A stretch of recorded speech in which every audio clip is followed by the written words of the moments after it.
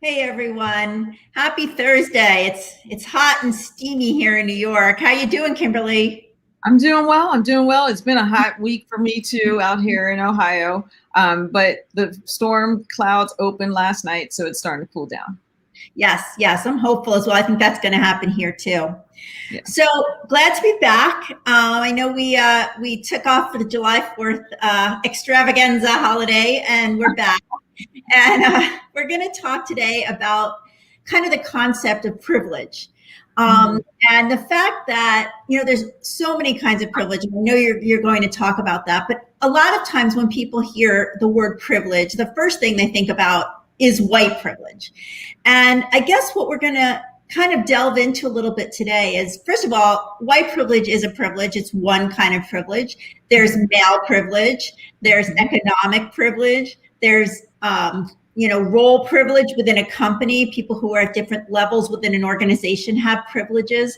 So what we're going to talk about today is, kind of what is privilege actually, and what does it really mean, and why do people tend to get so defensive and sometimes even angry when you bring up their privilege? Because they seem to take it personally, and sometimes I just don't understand why. So would love to hear your thoughts on it. I know you've done a lot of work in this area, and I'm ready to dive in. Okay, that's great. Okay, so privilege. Here's the thing. To answer your question of why people take it so personally is when people hear privilege, they take it like you have an advantage. It's a perk. It's something special that you've done. And it also, they take it as a devaluation of what their contribution has been or the work that they've put in. Where privilege is something, it's like an immunity that's granted, but it's not based on what you've done. It's based on a characteristic or a situation that you have that gives you an advantage over someone else, right? Or another group. And at work, it could be, a certain group or a position that gives you that advantage. It's like so if you think about it, even in terms of white privilege or male privilege, like it's not like you picked it. It's just you are who you are, and so that privilege exists by the definition of who you are as a human. You didn't do anything to get it, you just have it. And I think that's where it gets confusing for people. Well, I don't know if it's confusing. I think it's human nature to feel like you are putting in the work and that everything you have is because you've worked for it and you deserve it. And so if you and I are equally yoked, Deb, we grew up the same way, we grew up in a very similar neighborhood, our families are very similar, our education levels, our work experience, and we're equally just right here, right? And we walk in to a place and maybe it's a job interview or maybe it's just we're in a work setting. And the person assumes that you are the executive and I'm there to work the event, right? And they're like, where do I get my drink? To me, and they say, oh, here, your table's over here. When we actually have seats together at the same event.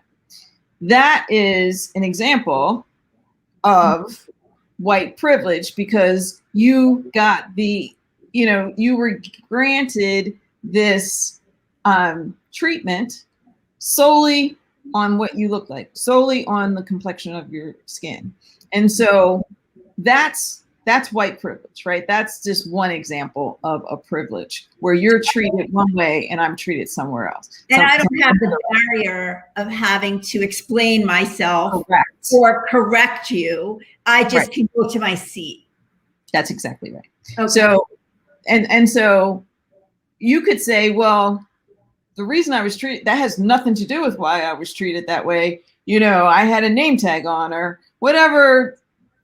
But the truth is, we both know that the only thing that was different about either one of us was the color of our skin. And so that's where you see white privilege. And that's a whole nother, I mean, it's a deep thing. You know, anybody who's familiar with Robin DiAngelo,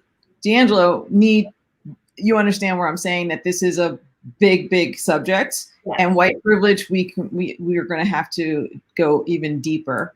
But in the sense of just privilege, you know, there are over 70 ways to examine privilege, right? And we don't even have time to go into that, but there are so many different levels of privilege and different things in privilege. And to the point that you don't even realize your privilege, or you don't have anything to do with your privilege.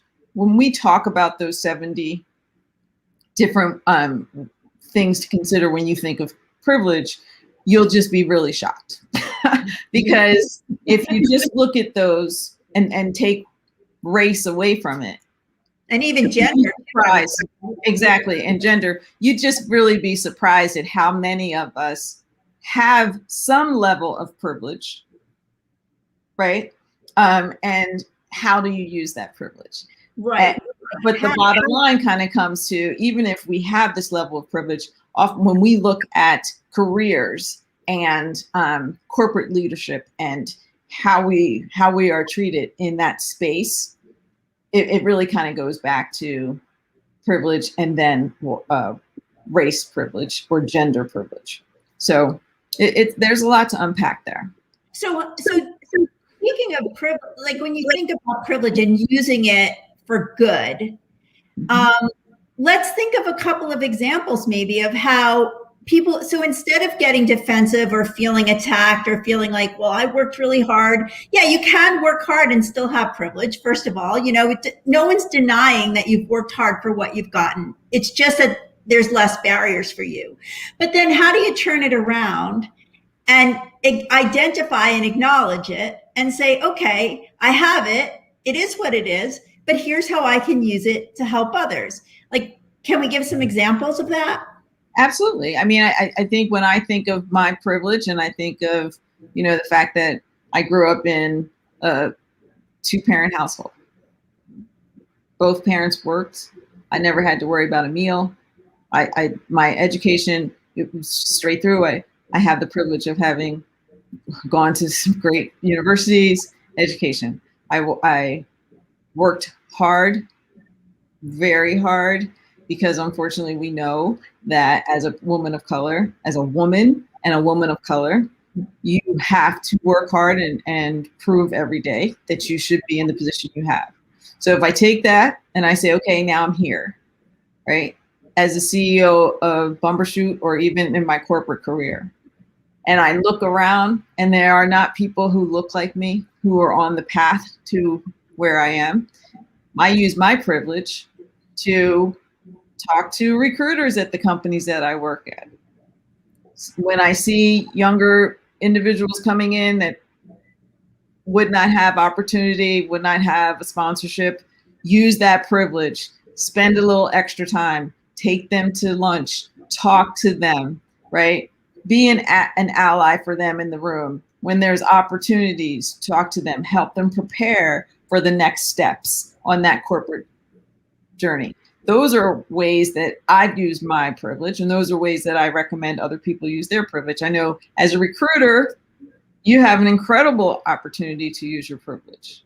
Yeah, I mean, you know, being a recruiter who has access into various companies to bring in senior level people, I have the opportunity to really cast a wide net and bring people into a pipeline, all different kinds of people who might not ordinarily get an opportunity to be introduced into these companies, and show them off for the successful, talented people that they are, and hopefully give them an opportunity to get placed in senior level roles within organizations. So I'm taking my position privilege, which may have been gained through white privilege, I don't know, perhaps, and using that to say, hey, there's a lot of great talented people out there, and they're not all white and they're not all men, and let's see if we can start to get that pipeline going. So I think we all, if we look inside, first of all, if we acknowledge what our privileges are, like you talked about, and we've talked about together, you can acknowledge what they are and start to think about what they bring to you. Then you can start to then think about what you can do to help them bring things to other people as well. Oh, absolutely. And I think, here's something that I want people to consider. When you hear the word privilege, right, it doesn't mean a perk or a special gift that you were given. It doesn't mean any of those things, right? It's not an extra benefit. What it is the absence of obstacles and barriers, right? You were born into it. So it's not like someone gave you a basket, right? And said, where are your privileges? But it's the absence of obstacles. And if you look at other people and you see how hard they're working, they're working as hard as you are, or maybe working harder, but they're not getting the traction that you're getting. Take a moment to sit back and evaluate, wait, I see how hard that person's working. Why aren't they getting? What are these obstacles that are in their way? Why are there barriers to the hard work that I might not have had, right? Did I have those same barriers? Maybe I didn't. Let me think about that. That is privilege, right? And when you take, it's harder to notice, I'll be fair, because everybody's on their own path. So you might not notice that you have this added or lack thereof barrier and obstacle. But if you take a moment to really notice it, right? That's the first step. Take a moment, really look around and see the people around you and understand what barriers might be in their way. And then once you do that and you focus on that, it takes you to a place of empathy.